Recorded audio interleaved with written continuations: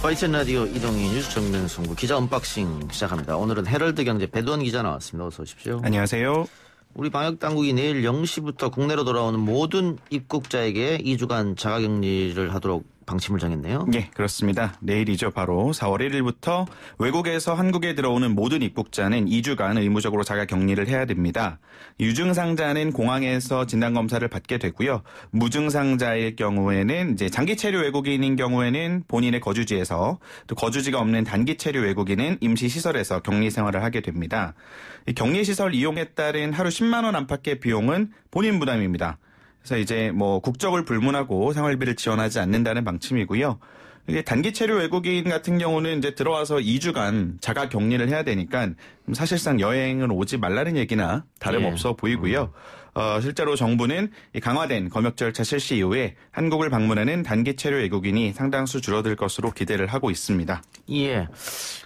외국에서 들어오는 확진자 수가 좀 늘었기 때문에 이런 방침을 정했는 것 같고요. 예, 그렇습니다. 예, 우리는 그나마 조금 상황이 나았는데 외국은 점점 더 어려워지고 있네요. 심해지고 있죠. 그래서 오늘도 이제 정부가 이런 자가격리 지침을 위반하는 사람들의 경우 무관용 원칙에 따라 강력하게 처벌하겠다고도 밝혔는데요.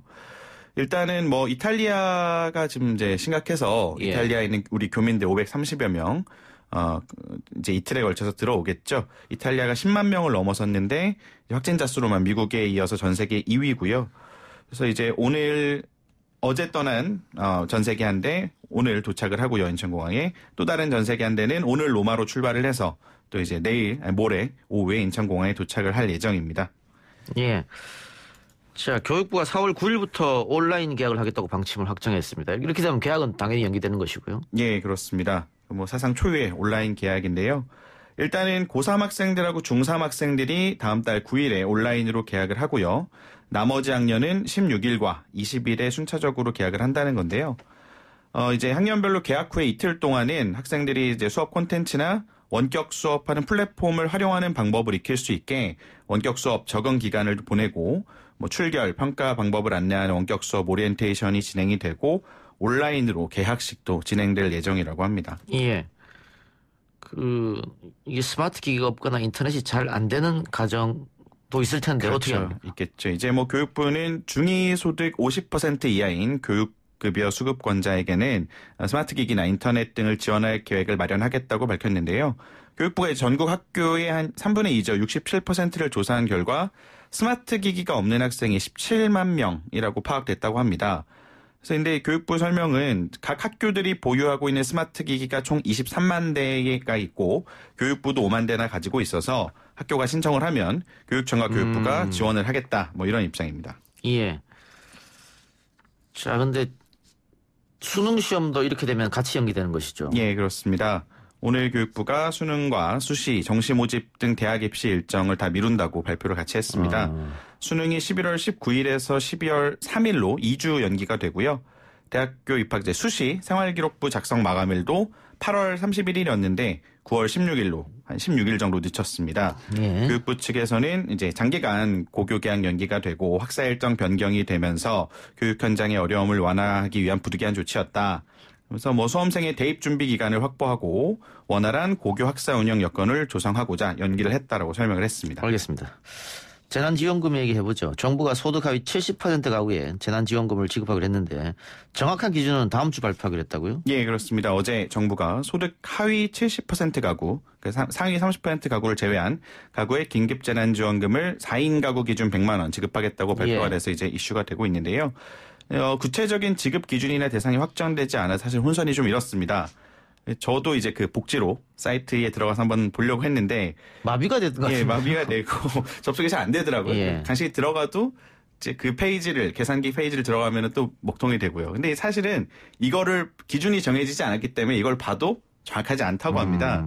그래서 이제 뭐 본인이 해당되는지 여부가 좀 궁금하시겠지만 일단은 다음 주에 정부가 정확한 기준을 내놓는다고 하니까 조금 더 기다려보는 게 맞을 것 같습니다. 뭐 소득이냐 재산이냐 뭐 건강보험이냐 뭐 여러 가지 있을 수 있으니까요. 그렇죠. 이게 뭐 건강보험료를 기준으로 하면은 좀 신속하게 집행은 될 수 있겠지만 또 이 종합적인 재산이 충분히 반영되지 않는다는 지적이 있고요. 또 전체적인 소득이나 재산을 기준으로 하면은 우리 객관적인 경제력에 맞게 지급이 되겠지만 또 시일이 오래 걸립니다. 분석을 하는데. 그래서 이제 긴급지원금이라는 취지를 맞추려면은 좀 어떻게 할지 아마 뭐 그 소득 기준 시점에 대해서도 한번 고민을 해봐야 될 것 같고요. 여러 가지를 고민해서 정부가 결정을 할 것 같습니다. 네, 그래서 그 많은 분들이 아니 금액을 조금 낮춰서라도 전 국민을 다 지급하면 큰 차이가 안 나는데 지금 전 국민 70% 주는 것하고 왜 이렇게 힘들게 하는지 이해를 못하겠다는 지적이 좀 나오고 있는 실정이에요. 차라리 그러면은 그냥 뭐 이것저것 따질 거 없이 조금 주면 되긴 하는데 아니면은 그 정상위 30%한테 주기가 어렵다고 하면 일단 다 지급하고 나서 나중에 내년에 연말 정산할 때 다시 그 상위 30%는 걷어들이면 되는 거 아니냐. 그렇죠.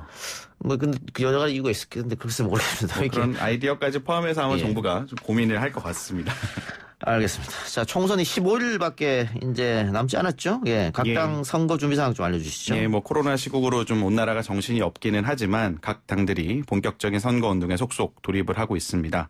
일단 여당부터 말씀드리면은 민주당 지도부가 내일 경기도 수원을 시작으로 해서 제주도, 부산, 광주, 대전을 돌면서 선거 지원 활동에 나설 예정이고요. 특히 이제 내일은 비례연합정당이죠, 민주당의 더불어 시민당과 연석회의 형태로 공동선거운동을 한다고 합니다. 모레인 2일에는 시민당하고 공동 출정식도 가질 예정이고요. 예. 아무래도 이번 선거가 비례대표가 최대 승부처가 될 것으로 보고 있어서 이런 건데요. 예. 비례연합정당인 시민당과의 공동 마케팅에 총력을 기울이려는 전략으로 보입니다. 그래서 뭐 공보물뿐 아니라 후보들의 복장, 유세 차량 다 유사하게 맞춰서 공동 선거운동을 진행할 것 같습니다. 근데 국민들이 보기에는 더불어시민당, 열린민주당, 또 민주당 다 같은 형제처럼 보이는데 헷갈릴 수 있죠. 민주당에서는 그 더불어시민당과는 함께 선거운동하는 거에 공을 들이면서도 열린민주당하고는 선긋기에 나섰네요.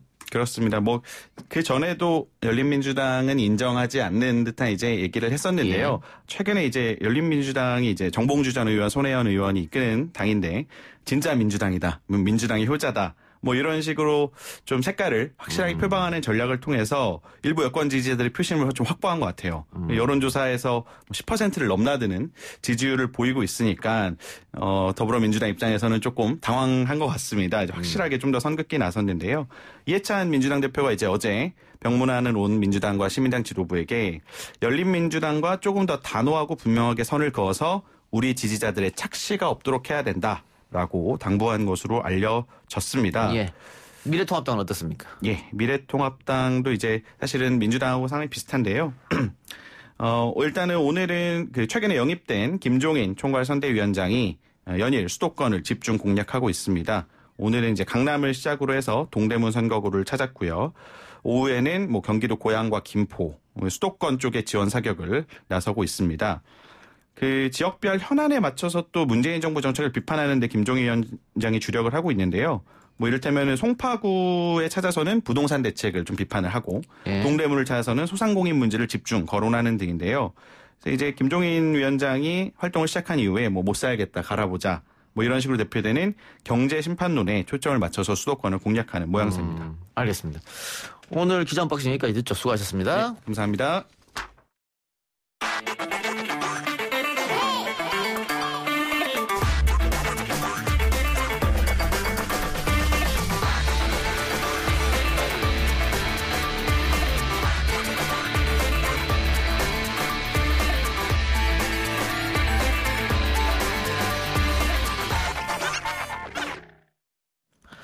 앞서 일부에서 이원주 의원 인터뷰했고요. 지금부터는 부산 남구을 더불어민주당 후보인 박재호 의원 만나보겠습니다. 의원님 나와 계십니까? 네, 반갑습니다. 예. 그 코로나19에 대한 정부 대처가 잘한다 이런 평가가 많아서 지역 분위기가 예전보다는 좋아졌다 이런 평가가 있던데 맞습니까? 조금씩 나아지는 것입니다. 예. 크게 바뀌진 않았고. 예, 선거 분위기라기보다 이제 코로나 분위기인데요. 다들 걱정이 많으시지만 선거운동보다는 마음을 달래고 힘을 좀 들이는 말씀을 하고 있습니다. 예.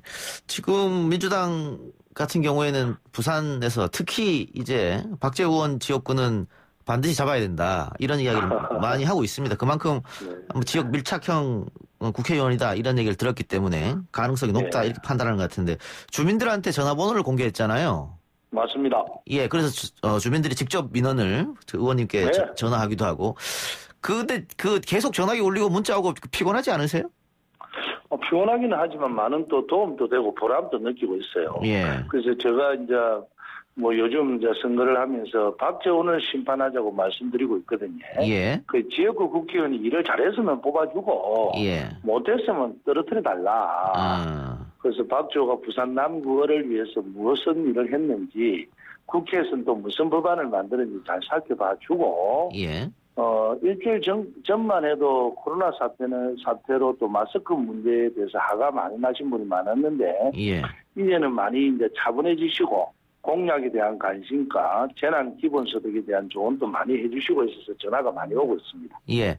그 상대 후보가 뭐 예전에 같은 당에 있었던 이원주 의원인데 예. 그 조금 늦게 전략 공천 됐지 않습니까? 그리고 그렇죠. 예, 지역적으로도 원래는 다른 곳에 원했는데 이제 나중에 됐는데 그런 걸 봤을 때는 박재호 의원 쪽이 조금 유리하지 않냐 이런 평가도 있던데 어떻게 보세요? 그럼 주민 생각이 나름인데요. 저는 예. 이제 어쨌든 20년 동안 주민들과 동고동락을 한 강점이 있고요. 예. 당연히 남구에 대한 세세한 문제와 발전에 대해서도 더 잘 알고 있죠. 그리고 또 문제 해결 능력도 제가 나름대로는 보여드렸죠. 예.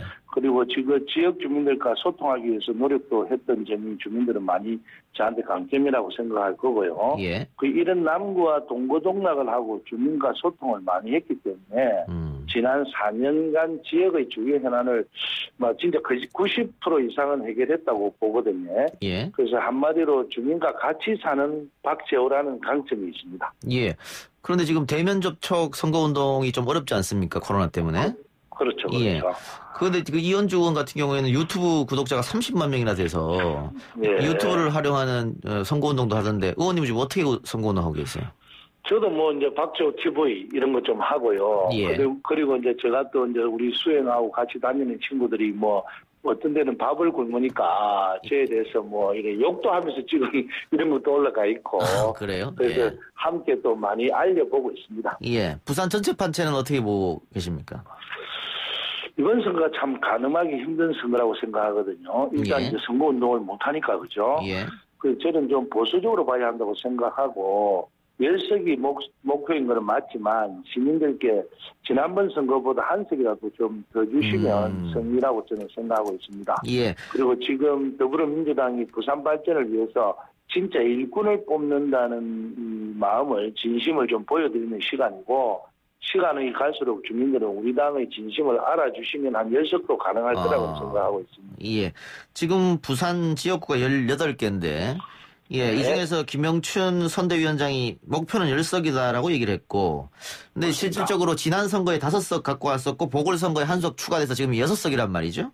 맞습니다. 예. 그 의원님 생각은 6석에서 플러스 1만 해도 좋겠다. 이렇게 보수적으로 좀 잡으시는 좋겠고 거예요. 예. 또 가면 갈수록 좋아지신다면 우리가 10석도 가능하지 않겠나 이런 생각 같습니다. 예. 그런데 그 지난주보다는 이번 주가 분위기가 좋다. 특히 코로나19의 사태에 대해서 정부가 잘 대응을 하고 있기 때문에 그래서 대통령 지지율도 상당히 높게 나온 거거든요. 그러면은 네, 맞습니다. 예, 방금 말씀하신 것대로 이 분위기가 계속 이어진다면 민주당이 유리한 것 아니냐?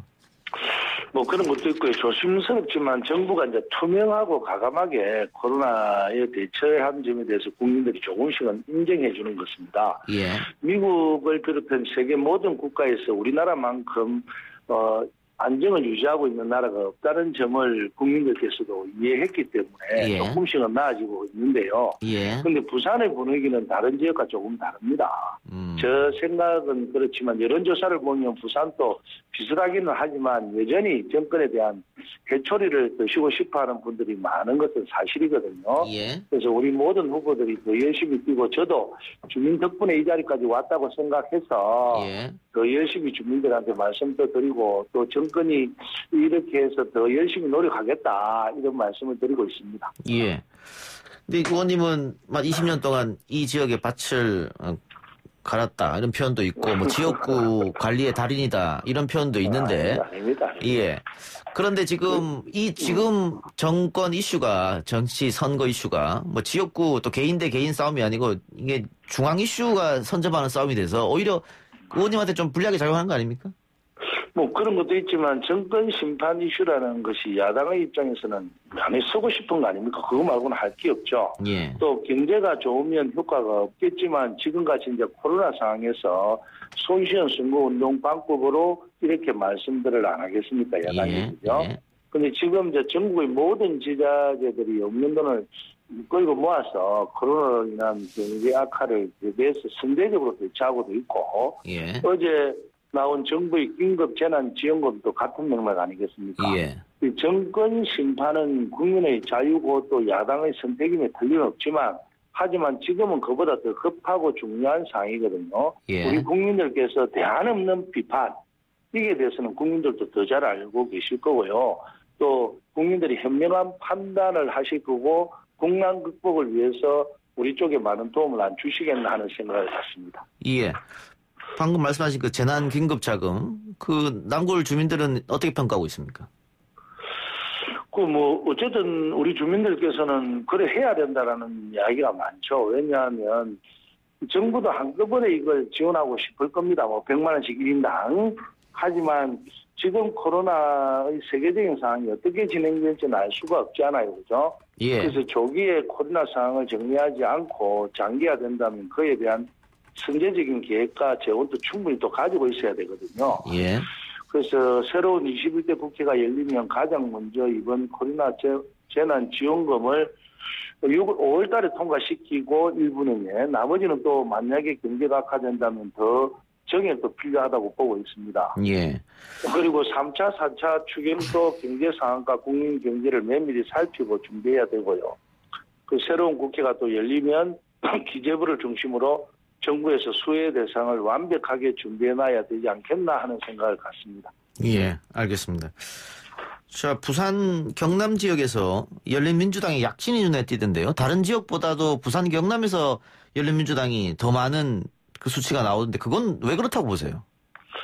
부산 경남에서도 더불어민주당이 좀 더 우리 당이 좀 더 열심히 적극적으로 개혁 정치를 해주기를 바라는 분들이 많다고 생각을 하거든요. 예. 특히 부산 같은 이제 보수적인 도시에서는 좀 답답함을 크게 느꼈었겠죠, 우리 당원들이. 예. 하지만 우리 당이 이제 부산에서 좀 더 뿌리를 내리고 바른 거를 좀 가지고 믿고 기다려 달라고 하시면 조금 더 우리 더불어시민당이 조금 더 하면 되겠나 하는 생각은 같습니다. 예. 그러면은 부산에 계시는 민주당 핵심 코어층은 민주당이 개혁적 성향을 좀 안 내보이고 있다. 그래서 더 선명한 열린민주 쪽으로 간다. 이런 평가입니까? 그런 평가도 좀 안 있겠습니까? 제가 볼 때는요. 하지만 우리가 이제 얼마나 또 열심히 하느냐에 따라서 이제 그런 표들이 또 한쪽으로 안 몰리겠다는 생각은 같습니다. 알겠습니다. 의원님 공약 중에 알고 싶은 공약이 있다고 하는데 어떤 공약입니까? 유럽 가면 이제 살고 싶은 도시에는 다 트램이 있죠. 예. 전국에서 잘 모르는 분들이 많으실 텐데요. 제 지역구 부산 남구에서 대연동에서 용호동으로 가는 한국 최초의 트램이 내년에 원래 이제 착공합니다. 예. 더구나 세계 최초로 전 구간이 무가선 저상 트램 방식이거든요. 예. 그 세계 최고의 기술력을 갖고 있기 때문에 가능합니다. 예. 한국 최초의 트램 생활도시로 만들어 보고 싶고요. 예. 트램 하면 부산 남구라는 말이 떠오르게 해서 예. 5, 6도 관광을 오실 때 이 트램을 타고 오시면 최고다. 이렇게 하면 제가 가장 하고 싶은 공약 중에 하나입니다. 예. 알겠습니다. 그리고 제가 아까 이현주 의원하고 인터뷰할 때도 물어본 건데 이게 지역구 조정이 있었지 않습니까? 맞습니다. 예, 빠지고 들어오고 하는 데가 있었는데 그 전반적인 평가는 젊은 층이 많은 사람들이 지금 남구로 많이 유입됐다. 그래서 박재 의원 쪽에 조금 유리한 게 아니냐 이런 분석이에요. 근데 아까 이현주 의원하고 통화할 때는 이현주 의원은 박재 의원은 연세가 많고 나는 상대적으로 젊기 때문에 오히려 젊은 층과 더 유대관계가 있을 수 있다. 이런 얘기를 했거든요. 어떻게 보세요? 그럴 수, 이현주 말씀도 일리는 있지만, 어쨌든 이제 우왕간만 용당은 제가 정을 많이 들였던 동네죠.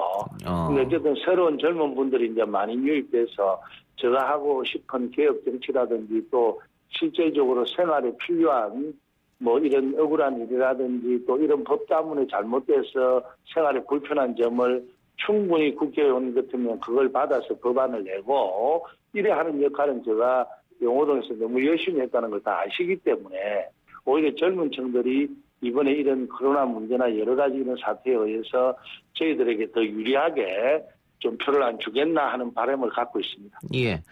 그 젊은 층이 많이 사는 곳이 유입돼서 좋긴 하지만은 4년 동안 공들여온 지역구가 또 빠져나가는 것이 좀 불리하다 이 말씀이네요.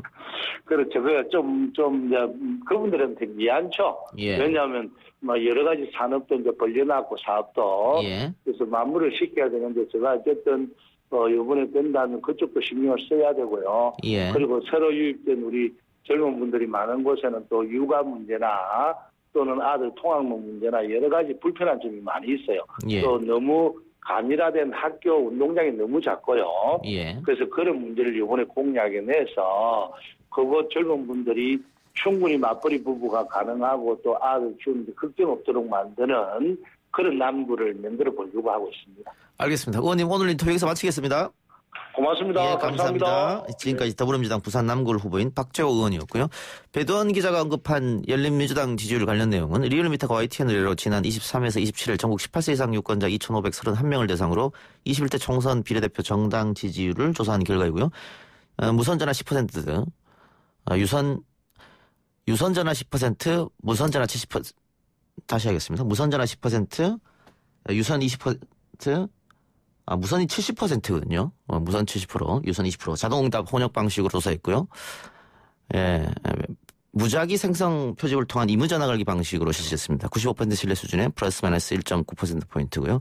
응답률은 5.6%포인트였습니다. 자세한 내용은 리얼미터나 중앙선거여론조사 심의위원회 홈페이지 참조하시기 바랍니다.